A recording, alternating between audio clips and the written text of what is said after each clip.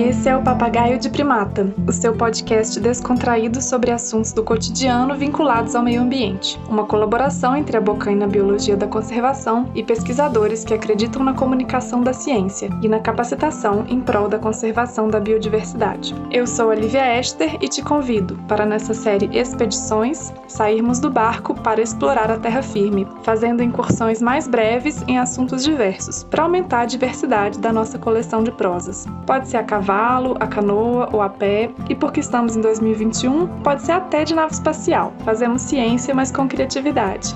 Venha conosco nessa série de expedições em busca de aventuras por conhecimento. Estão prontos?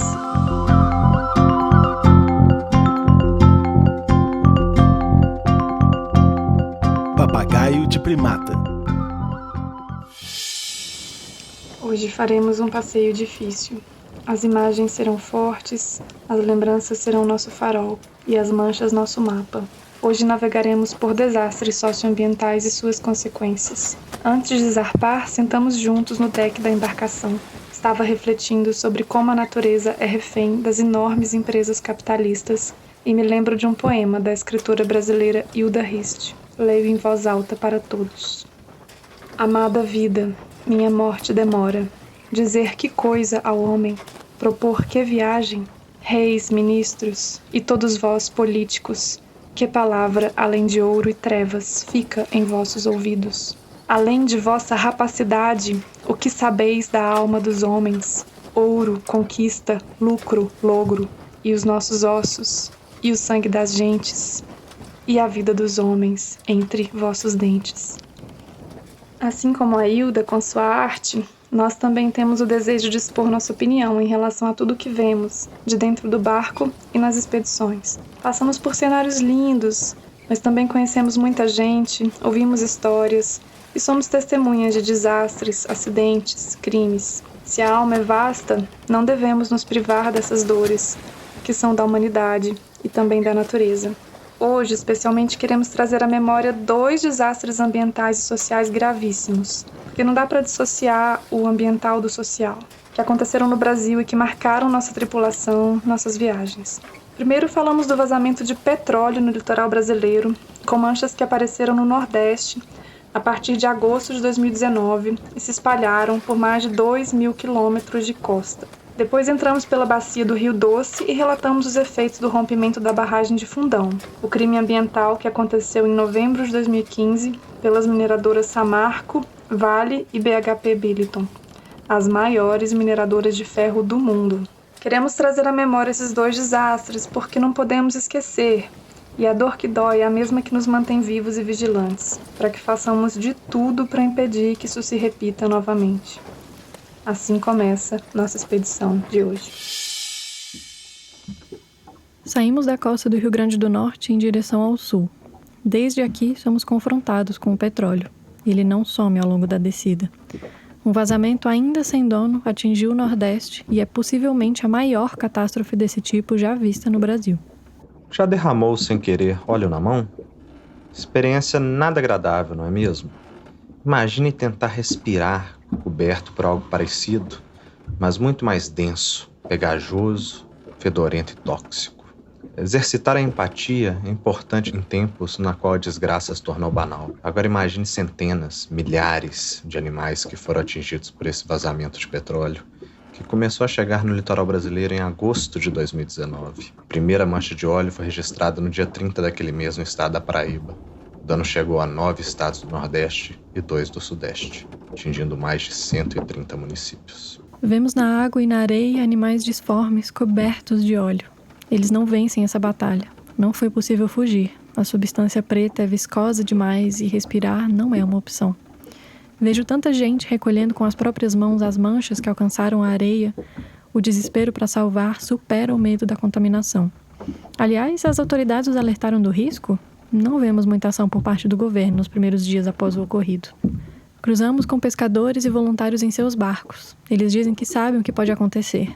Na pele causa alergia, respirar inflama a faringe, comer dá dor de cabeça, náusea, vômito, dor abdominal. Eles nos contaram também que as universidades e as comunidades têm organizado as doações. Eles não têm opção a não ser se arriscar. Nosso presidente e ministro são lentos. Até agora não tivemos ajuda deles. Não temos tempo para esperar, nos contam deles. O mapa diz que a terra vista é Pernambuco. Também gravemente atingido, suas vidas correm perigo iminente e a longo prazo. Nessas idas e vindas das marés, encontrei um conhecido pescador que me entregou uma carta enviada por uma querida amiga. Conto que li a meus companheiros. Eu recebi uma carta dela. Mal comecei, senti que a energia era meio triste, que as palavras foram escolhidas com muito cuidado. Resolvi pôr água para esquentar. Um chazinho viria bem para me acompanhar. Ela começa contando que o vilarejo hoje, no dia em que ela me escreve, está lindo. Todos estão fora de casa, o céu tá limpo e a brisa bate tranquila, trazendo o cheirinho de mar que ela sabe que anseio. Ela fica nessa descrição da vila que eu havia conhecido, cheio de gente trabalhadora e feliz, mesmo frente a tantas dificuldades e falta de reconhecimento, seja de sua sabedoria, posse da terra ou do trabalho em si. Viver da pesca e da cata é muito foda. O corpo é submetido a horas de posições desconfortáveis, redes pesadas, roupas molhadas. Os coletivos e associações são vivos, fazem reuniões, escutam, mediam, reivindicam. Mas você sabe como funcionam essas coisas, né? Quem manda parece que tem uma banana no ouvido e custa escutar ou não recebe verba ou acha que sabe o que é melhor para aquele povo. O tom muda e ela me conta sobre o último desastre que aconteceu na região. Um buraco negro engoliu areia e mangue e ela me descreve o que viu. Assim que as primeiras manchas chegaram, pude observar a rápida ação da população do governo local, que apesar da grandiosidade do impacto, não se abalaram e seguiram firmes até a remoção das grandes manchas nas praias de Carneiros e Boca da Barra. Homens, mulheres, crianças, escolas, instituições e alguns comércios fecharam seus estabelecimentos e movimentaram mais pessoas para ajudar na ação da limpeza. A força e a resiliência do povo nordestino se sobressaltou perante a ausência e silêncio do governo federal. Durante esse tempo, as famílias estão se apoiando muito, porque a maior fonte de alimento está contaminada. Quem tinha estoque dividiu com quem não tinha. A verdade mesmo é que seguem comendo o que a água dá. Não é como se tivessem alternativa. A mercadoria que eles têm não escoa. Ninguém compra. As pessoas têm medo e todos nessa cadeia, pescadores, catadoras, atravessadores e feirantes, estão sofrendo as consequências. Não tem renda em pleno verão para comprar o resto do almoço e nem para pagar as contas. Essas dívidas terão perdão? Apoio econômico por parte do governo durante essa crise é o número 1 do ranking de prioridades. Os líderes da comunidade insistem que o mais urgente é que o Estado ajude os pescadores e as marisqueiras com um salário. Não é esmola. É que não tem como trabalhar se a fauna local e a fonte de renda não existem. As mulheres, que quase sempre são as que mais sofrem os impactos de desastres ambientais, não ficaram de fora por aqui. Como sua principal atividade econômica é a cata de marisco, isso as expõe de 2 formas, me conta ela. Primeiro, que esse trabalho exige que elas fiquem dentro da água por horas. E segundo, que as espécies que elas coletam de marisco, ostra, são animais filtradores. Logo, maior a chance de estarem cheinhos de contaminantes do óleo. Isso as põe em risco caso os consumam e torna bem mais difícil a venda do produto. Assim, ela conclui a carta de forma dura, mas otimista. O que podemos observar no estado de Pernambuco é o descaso e a demora do governo em decretar estado de calamidade pública. E do governo federal, a recusa de pedir ajuda internacional, para algo que eles tão claramente não possuem controle algum. Atuam, se é que atuam, de forma lenta e despreparada. Mas não desanimaremos, somos centenas, se não milhares de voluntários agindo em prol do meio ambiente. E é isso que vamos deixar para as gerações futuras. Juntos podemos minimizar e com um pouco de otimismo e criatividade até reverter situações tão adversas quanto esse derramamento de petróleo. As manchas negras nos acompanham durante toda a descida do litoral. Ao longo do caminho, vamos enviando informações às autoridades e ONGs sobre as áreas afetadas. Resgatamos animais, dividimos almoço com pescadores. O cenário é duro. Alcançamos a foz do Rio Doce. Respiramos fundo, fechamos os olhos e nos encontramos com uma nova cor e textura. Ali, onde o Rio Doce deságua no mar, as águas estavam marrons. Por quê? Quando adentramos essa suposta água doce, passamos também por um portal no tempo e somos levados para o passado. Por onde começar a descrever um crime? Poderíamos começar do início. Mas talvez isso só fizesse sentido se os impactos já fossem coisa do passado. Em 5 de novembro de 2020, fez 5 anos que a barragem de Fundão, de propriedade da mineradora Samarco, controlada pelas empresas Vale e BHP Billiton, se rompeu. Foram dezenas de municípios atingidos, direta e indiretamente, pelo tsunami de mais de 44 milhões de metros cúbicos de rejeitos de mineração, que deixou também centenas de famílias desabrigadas, além da devastação ambiental pelo caminho. Desde o distrito de Bento Rodrigues, em Mariana, Minas Gerais, até mar adentro, na foz do Rio Doce, na vila de Regência em Linhares, no Espírito Santo. Foram e são muitas vidas perdidas e silenciadas pelas injustiças cometidas e nunca integralmente reparadas. Além das 19 mortes ocorridas no dia, quantas ocorreram após o fatídico 5 de novembro de 2015? O que sabemos é que muitos dos sobreviventes jamais verão suas novas casas reconstruídas e suas vidas retomadas. Nesse período em que o agressor ficou responsável por cuidar dos agredidos, muito pouco se avançou, apesar de gastos exorbitantes com publicidades e números cuidadosamente calculados. Em 5 anos, pelo menos 55 pessoas que deveriam ser reassentadas perderam suas vidas. Com o ritmo lento das construções e das ações judiciais, quantas mais não poderão retomar suas vidas com dignidade que merecem? Até hoje, vários moradores não foram indenizados. Essas pessoas que têm lutado constantemente pelos seus direitos de retomarem suas vidas, mas permanecem em um limbo de casas alugadas, dependência das empresas, da boa vontade de um sistema que joga com seu sofrimento. Elas permanecem presas num passado que não acaba, se tornando presente e futuro.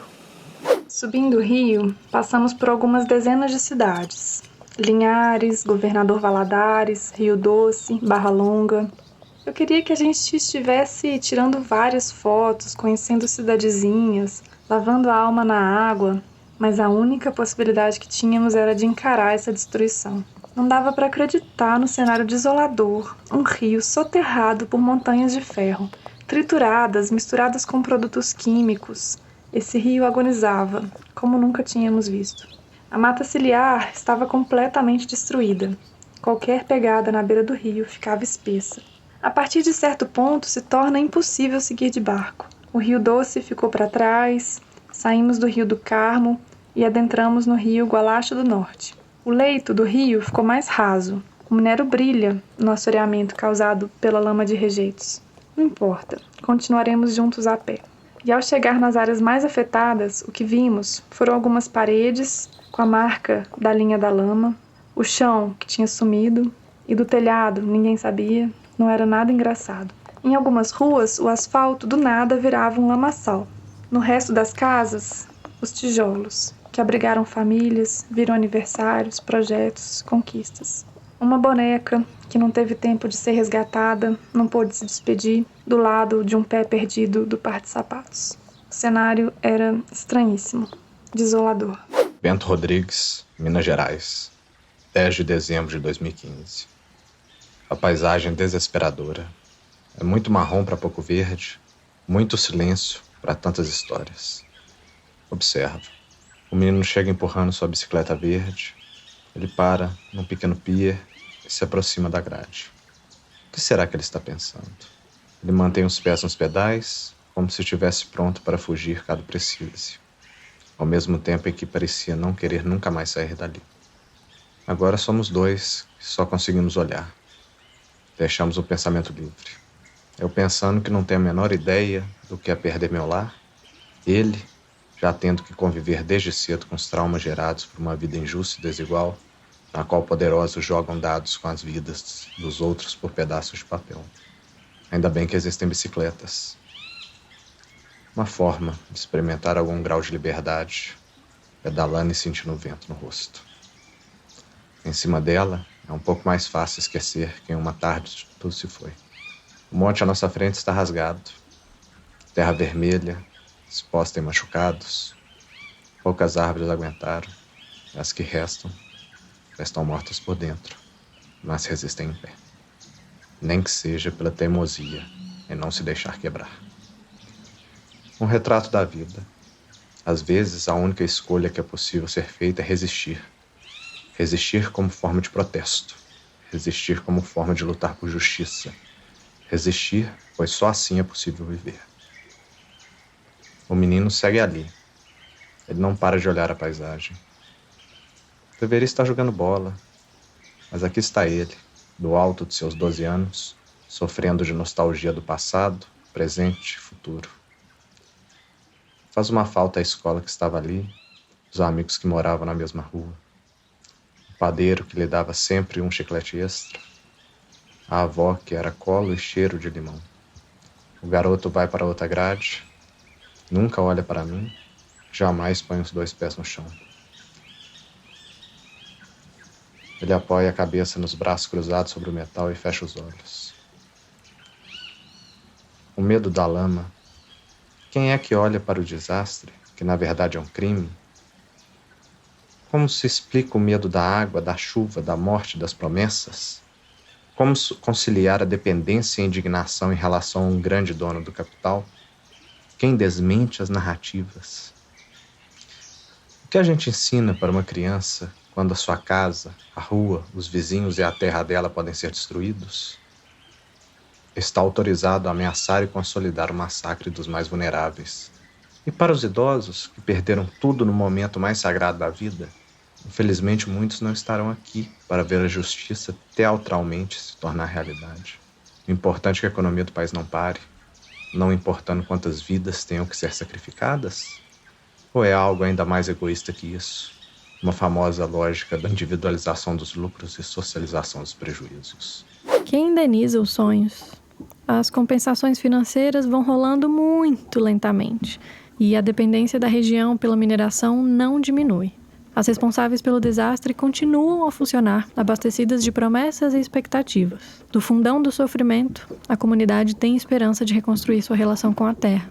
Está claro que bens materiais são importantes, mas é muito raso pensar que oferecer uma casa em outro bairro e uma indenização minúscula vão compensar o trauma causado por esse crime. É muita cretinice precificar a vida. E, ao contrário dessas empresas, o nosso papel é lidar com as consequências para que menos sonhos sejam soterrados. E precisamos fazer isso para já. Brumadinho foi logo ali, mas isso é conversa para outro dia. Pertencer é se sentir parte. O que te conecta ao lugar em que vive? E o que te dá saudade da cidade natal? E se esses lugares desaparecessem, levando junto todas as suas coisas e memórias? Como se reconstrói um sentimento? Com acolhimento e muito trabalho, não será o réu quem irá preocupar-se com isso. Não tem acidentes nessa história. Carlos Drummond de Andrade nos alertou em 1984, em seu poema Lira Tabirana. O rio é doce. A vale, amarga. Ai, antes fosse mais leve a carga. Entre estatais e multinacionais, quantos ais? A dívida interna, a dívida externa, a dívida eterna. Quantas toneladas exportamos de ferro? Quantas lágrimas disfarçamos sem berro? Os desastres socioambientais têm algumas coisas em comum. Muitas vezes, uma soma de negligência, corrupção, ganância, descaso. Os avisos sobre os riscos existem. Não remediá-los é uma escolha que afeta o povo, não o tomador de decisão. Quem se muda, parte para outra. Quem está preso, quem fica preso na indefinição, perde até sua capacidade de escolha. Porque o crime se repete e se perpetua, enquanto os danos permanecem vivos. Esse é o problema. Partimos de encontro aos nossos companheiros. O peito pesa, a cabeça meio nublada de tanta informação e indignação. Alguém comenta como escolha política construir a barragem. Uma escolha que não reconhece nomes nem histórias. Um de nós viu um afluente do Rio Doce, tampado pela lama. Pensamos em como as populações de peixes que antes faziam encontros e reencontros, agora ficaram isoladas. Nos lembramos como tudo está singelamente conectado. De volta ao barco, nos deparamos com uma tempestade. Nos abrigamos na cabine e começamos a assistir à água que cai. A cada nova chuva, mais e mais rejeitos descem pelo rio. As tempestades também retornam o petróleo ao litoral. Desastres se repetem quando esquecemos da necessidade de planejar e agir para evitá-los. A vida é resiliente e lentamente retorna. mas as águas se tornam cada dia mais amargas e as doces memórias cada dia mais distantes. Nessas memórias, mais que trazer estatísticas, aspectos do julgamento criminal ou dados mostrando a dimensão planetária desses dois desastres, trouxemos aqui os aspectos humanos, pois é esse que toca a todos, que cada um pode sentir em si e assim se solidarizar com a dor dos que viveram na pele. Os impactos na natureza não podem ser revertidos, a não ser em uma ínfima parte, por mais dinheiro que se gaste, ou não. Talvez daqui a alguns milhões de anos se recupere. Então, vamos tratar de proteger a natureza que ainda temos. O preço da paz é a vigilância constante. Esse foi mais um episódio da série Expedições do podcast Papagaio de Primata. Nesse barco, trazemos a ciência de forma contextualizada, sempre buscando falar de assuntos do cotidiano vinculados ao meio ambiente. Quinzenalmente, às sextas-feiras, lançaremos novos episódios. Esse roteiro foi idealizado por Ana Monteiro e Matheus Carvalho, que também deram voz a esse episódio junto comigo. Eu sou a Lívia Ester. E quem contou sobre a sua experiência durante o desastre em Pernambuco foi a nossa convidada, Alessandra Pessoa, recifense, bióloga e mestre em ecologia humana. Esse episódio é uma homenagem a todas e todos os atingidos pelos crimes socioambientais do rompimento da barragem de Fundão e pelo derramamento de óleo na costa brasileira. Nunca esqueceremos. A composição do tema e a edição são da Som do Cosmo. Agradecemos imensamente aos parceiros, amigos e familiares que contribuíram com doações para viabilizar essa etapa de criação do episódio. O nome de todos está no nosso site como forma de agradecimento. Não se esqueça de entrar no nosso site www.biologiadaconservação.com.br/papagaio de primata.